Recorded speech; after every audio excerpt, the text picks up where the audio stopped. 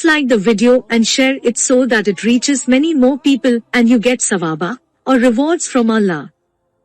This could be a sawabe jariyah or continuous reward for you long after you are gone. Volume 5, Book 59, number 573. Narrated by Ubaydullah bin Abdullah bin Utbah. Ibn Abbas said, Allah's apostle fought the Ghazwa, i.e. battles of Al-Fath during Ramadan. Narrated Az Zuri, Ibn al-Musayyab, also, said the same. Ibn Abbas added, the Prophet fasted, and when he reached Al-Qadid, a place where there is water between Qudid and Asfan, he broke his fast and did not fast afterwards till the whole month had passed away. Volume 5, Book 59, number 574. Narrated by Ibn Abbas. The Prophet left Medina, for Mecca, in the company of 10,000 Muslim warriors, in the month of Ramadan, and that was 8.5 years after his migration to Medina. He and the Muslims who were with him proceeded on their way to Mecca. He was fasting and they were fasting, but when they reached a place called Al-Qadid, which was a place of water between Asfan and Qudid, he broke his fast and so did they. Az Zuri said, one should take the last action of Allah's apostle and leave his early action, while taking a verdict. Volume 5, Book 59, number 575. Narrated by Ibn Abbas. Allah's apostle set out towards Hunain in the month of Ramadan, and some of the people were fasting while some others were not fasting, and when the Prophet mounted his she-camel, he asked for a tumbler of milk or water and put it on the palm of his hand or on his she-camel, and then the people looked at him, and those who were not fasting told those who were fasting to break their fast, i.e. as the Prophet had done so. Ibn Abbas added, the Prophet went to Hunain in the year of the conquest of Mecca. Volume 5, Book 59, number 576. Narrated by Tawus. Ibn Abbas said, Allah's apostle traveled in the month of Ramadan and he fasted till he reached a place called Asfan.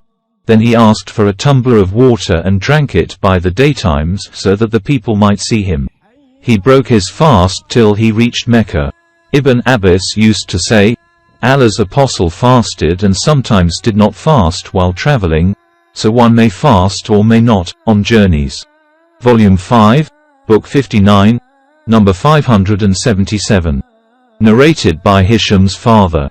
When Allah's apostle set out towards Mecca, during the year of the conquest of Mecca, and this news reached the infidels of Quraysh, Abu Sufyan, Hakim bin Hizam and Budail bin Walker came out to gather information about Allah's apostle. They proceeded on their way till they reached a place called Ma'az Zaran, which is near Mecca. Behold, there they saw many fires as if they were the fires of Arafat. Abu Sufyan said, what is this? It looked like the fires of Arafat.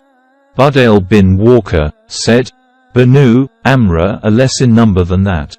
Some of the guards of Allah's apostle saw them and took him over, caught them and brought him to Allah's apostle. Abu Sufyan embraced Islam. When the Prophet proceeded, he said to Al-Abbas, keep Abu Sufyan standing at the top of the mountains so that he would look at the Muslims. So Al-Abbas kept him standing at that place, and the tribes with the Prophet started passing in front of Abu Sufyan in military batches. A batch passed and Abu Sufyan said, "O Abbas, who are these?" Abbas said, "They are Banu Gifar." Abu Sufyan said, "I have got nothing to do with Gifar." Then, a batch of the tribe of Juhayna passed by and he said similarly as above. Then, a batch of the tribe of Sa'd bin Huzaym passed by and he said similarly as above. Then, Banu Sulaim passed by and he said similarly as above. Then came a batch, the like of which Abu Sufyan had not seen. He said, "Who are these?" Abbas said, "They are the Ansar headed by Sa'd bin Ubadah, the one holding the flag."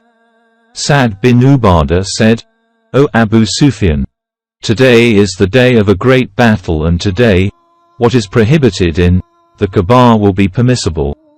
Abu Sufyan said, "O Abbas, how excellent the day of destruction is." Then came another batch of warriors, which was the smallest of all the batches, and in it there was Allah's apostle and his companions, and the flag of the Prophet was carried by Zubair bin al-Awwam. When Allah's apostle passed by Abu Sufyan, the latter said to the Prophet, "Do you know what Sa'd bin Ubadah said?" The Prophet said, "What did he say?" Abu Sufyan said, "He said so and so." The Prophet said, "Sa'd told a lie. But today Allah will give superiority to the Kaaba, and today the Kaaba will be covered with a cloth covering." Allah's apostle ordered that his flag be fixed at Al-Hajjan. Narrated, Urwa. Nafi bin Jubair bin Mut'im said, I heard Al-Abbas saying to Zubair bin al-Awwam, "O Abu Abdullah, did Allah's apostle order you to fix the flag here?" Allah's apostle ordered Khalid bin al-Walid to enter Mecca from its upper part from Qada, while the Prophet himself entered from Kuda. 2 men from the cavalry of Khalid bin al-Wad named Hubaysh bin al-Ashar and Kurtz bin Jabir al-Fihri were martyred on that day. Volume 5, Book 59, number 578. Narrated by Abdullah bin Mughaffal. I saw Allah's apostle on the day of the conquest of Mecca over his she-camel, reciting Surat al-Fath in a vibrant quivering tone. The sub-narrator, Muawiyah, added, "Were I not afraid that the people may gather around me, I would recite in vibrant quivering tone as he, i.e., Abdullah bin Mughaffal, did, imitating Allah's apostle." Volume 5, Book 59, number 579. Narrated by Amr bin Uthman. Osama bin Zaid said during the conquest of Mecca, "O Allah's apostle, where will we encamp tomorrow?" The Prophet said, "But has Aqil left for us any house to lodge in?" He then added, "No believer will inherit an infidel's property, and no infidel will inherit the property of a believer." Az-Zuri was asked, "Who inherited Abu Talib?" Az-Zuri replied, "Ail and Talib inherited him." Volume 5, Book 59, number 580. Narrated by Abu Hurairah. Allah's apostle said, "If Allah makes us victorious, our encamping place will be Al-Kaif, the place where the infidels took an oath to be loyal to heathenism, by boycotting Banu Hashim, the Prophet's folk." Volume 5, Book 59, number 581. Narrated by Abu Hurairah. When Allah's apostle intended to carry on the Ghazwa of Hunain, he said, "Tomorrow, if Allah wished, our encamping place will be Kaif Bani Kanana, where the infidels took an oath to be loyal to heathenism." Volume 5, Book 59, number 582. Narrated by Anas bin Malik. On the day of the conquest, the Prophet entered Mecca, wearing a helmet on his head. When he took it off, a man came and said, "Ibn Qatl is clinging to the curtain of the Kaaba." The Prophet said, "Kill him."